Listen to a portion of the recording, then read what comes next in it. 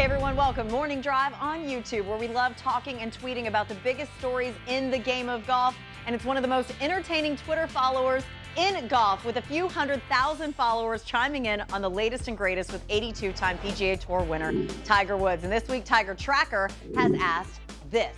Right now, what is Tiger's biggest strength? And we've got a ton of responses from the fans, but we're going to send it on over to the rest of our crew in studio. AP, Robert Dameron, what do you think the answer to this is?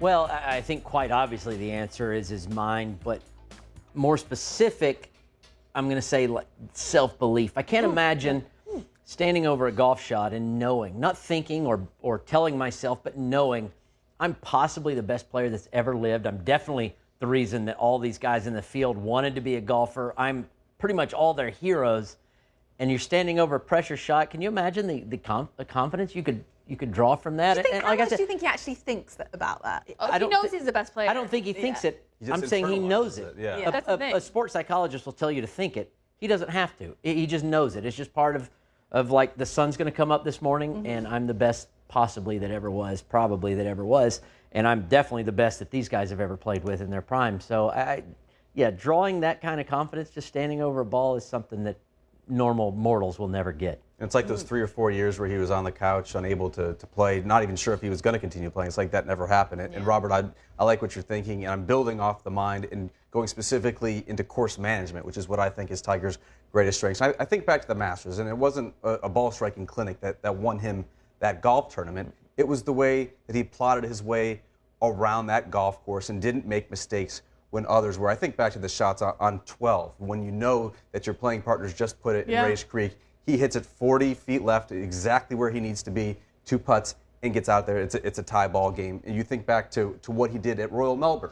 It's a firm, fast golf course. Players are hitting it all over the place, trying to figure out exactly what to do. Tiger knew exactly what he was doing. He was playing very position-oriented golf. I understand that's not going to play every single week on the PGA Tour, which is still very much about bomb and gouge. It'll do just fine. However, at majors in particular, which are the most physically and mentally demanding tests, Tiger Woods is absolutely still the best player in golf. And I think to your point on President's Cup and match play, having that kind of strategy and patience and discipline. Wears you out. It can. And of course, execution is all part of that as well. I will never forget the look in Tiger Woods' eyes as he was standing on the back of the 12th tee at Augusta National last year when Francesco Molinari puts it in the water and the camera pans to his face and he is like, game on.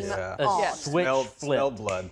And it was his. And I think at that moment he knew, I got it. It's me. Yeah, okay. Well, I think his greatest strength at the moment is just the fact that he can put full and utter complete trust in his body for 72 holes, because this is not something that Tiger has had the luxury of doing over the last few years. And when you have the ability to know that you can get round 4 rounds of golf without, well, anything from his back to his neck to his oblique to his knee, without any of those concerns playing a part in how well you can play, then that makes a Tiger Woods who can play with freedom. And when you can play with freedom, I know you talk about it a lot, Robert, but that changes everything for you, doesn't it? There's no doubt, because when you are playing and you're favoring an injury, and even after the injury gets better, you're still worried it might come back any minute. The mental scar tissue that built up over protecting it for so long takes a while to work its way out.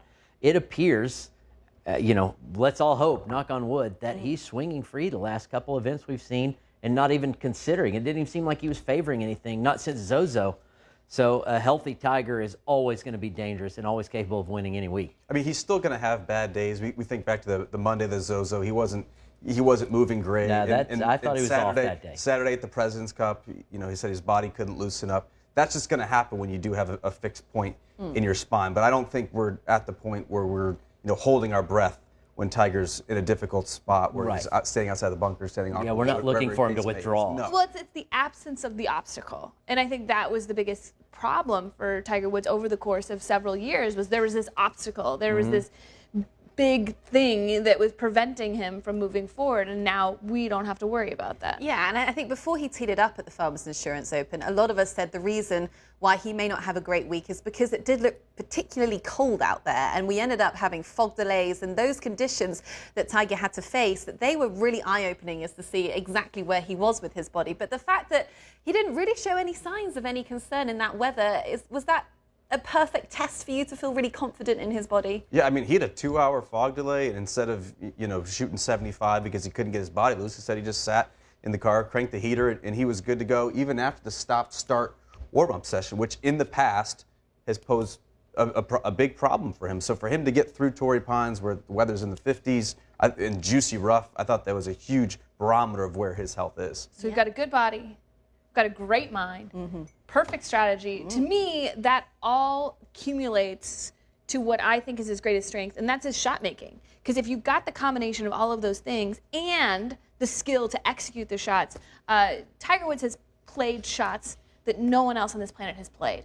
He's been in situations where any other player would be chipping out, and he's working it around the trees or hitting out of fairway bunkers in ways that we've never seen before, and no one else at that moment would have been capable of doing. And to me, that is his greatest strength. It's the creativity that he just comes up with. It's like he's always putted into the picture. He's always been such a visual player. Is that something that was coached into him? Is that something that he was just born with? There's a part of artistry that you can't be taught. I'm never going to be able to be taught to draw like Picasso or some good artist that I don't know the name of any other artist than Picasso. So, yeah, there's part of it you're just born into. And the amazing thing is it does seem to be born to be Tiger Woods. And the fact is we're all right. Because without his body, there's no self-belief and there's no reason to even play. Without self-belief, you can't pull off shot making that he does. You can't stand overshot at the biggest time and pull off the shot making. And without being able to hit the shots, course management's not worth anything. Right. So if you can't, I can strategize the greatest course management in history, and if I don't hit the ball there, all goes out the window. So, yeah, Tiger Woods was just kind of born to be Tiger Woods, it seems. Are there moments of creativity that really stand out to you when you look back at what we've seen from Tiger? The 2000 Pebble Beach, the U.S. Open there, Robert, we've mentioned this on the show a couple of times, the sixth hole where he gouges it out of the rough and onto the green. Last year in Mexico, curving it out of the fairway bunker around a tree, hitting left of the pin, spinning it back down towards the cup. I mean, this is all done with a golf ball that isn't supposed to be spinning and going laterally. I mean, the whole knock on the modern golf ball is the fact that it's going too straight and you can't put curve on it. Tiger's putting curve on it, and he's putting curve on it more than any other player besides Bubba Watson, probably.